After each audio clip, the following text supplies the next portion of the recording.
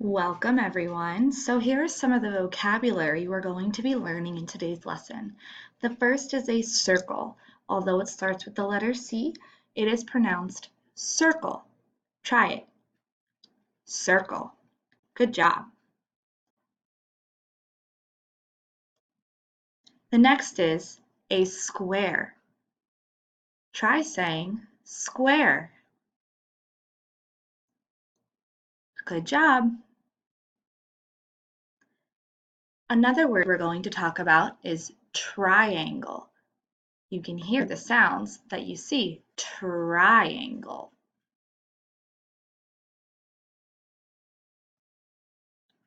We're also going to learn about rectangle.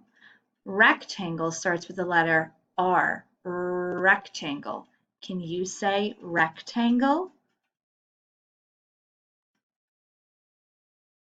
We're also going to try a hexagon. Listen to the sounds in hexagon. Do you hear the H at the beginning?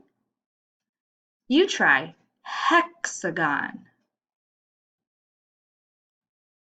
The last vocabulary word for this lesson is octagon. Say octagon.